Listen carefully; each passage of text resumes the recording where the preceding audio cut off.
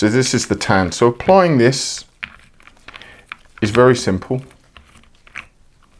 Wish I could tell you it was more complex, but it literally is a case of applying it to your sponge. And you can see this is actually, this is quite thick as dyes go, as stains go.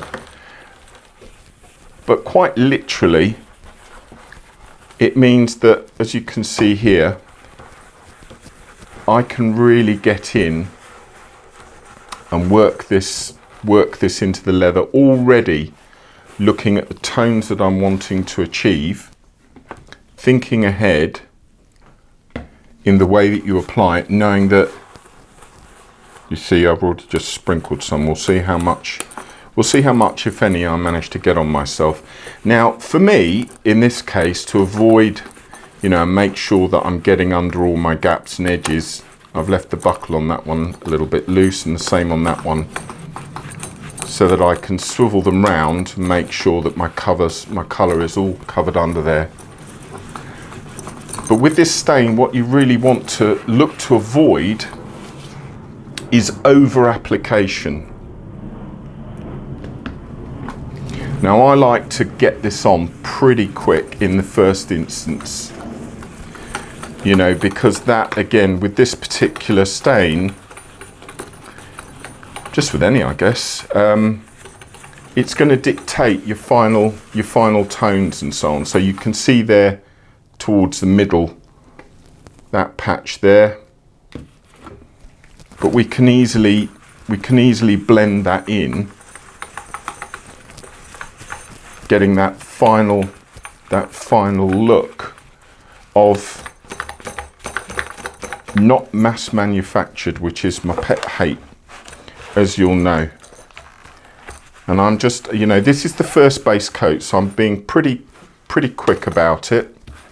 I don't want to spend too much time labouring over this, but at the same time, you'll notice that the way I apply, I tend to use a circular motion, which helps get it underneath all the gaps and edges, and I just think it gives a more natural, organic feel.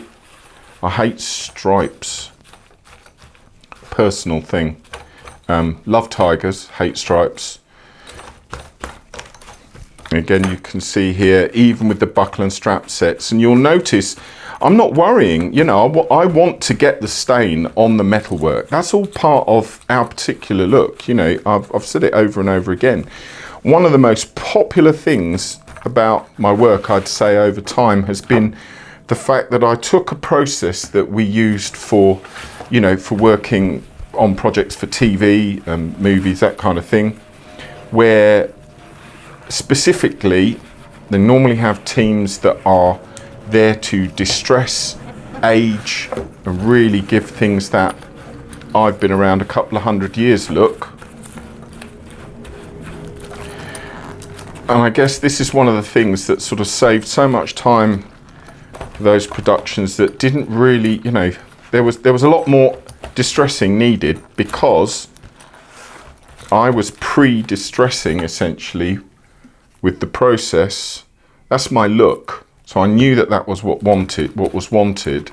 So again, you know, I want to get in there. I want to get these buckles all dirty. I want to get them to look used and worn and get under the edges. What I'm trying to replicate the whole time when I'm colouring, I'm trying to replicate really dirt, essentially, you know, and this is the thing that you can get really into with this whole process, bringing it to life. And, you know, I haven't got the radio on in here, because ordinarily I would have something atmospheric playing in the background, and, you know, I'm very into getting into story mode, because when you start putting colour on these things, this is when it's coming to life. You know, this is just its first coat. And just to make sure, again, you know, this is where your brush comes in useful. Load up a brush, get in under all those edges. Make sure you get in, nicely in. Because aside of anything else, and the reason why I do this, is because I want it to look like it's gathered dirt. So you can see I'm literally just stuffing it under the edges of the straps, the buckles, because that's what I'm after. I'm after getting it to have that organic look, you know. Bend it gently where you can. Think about how it's going to move on the day. You know, if you're bending over and find that, I mean, this is far more obvious if you've not at least given your leathers a pre-coat in the first instance. This is going to be far more obvious if you're not diligent about your colouring.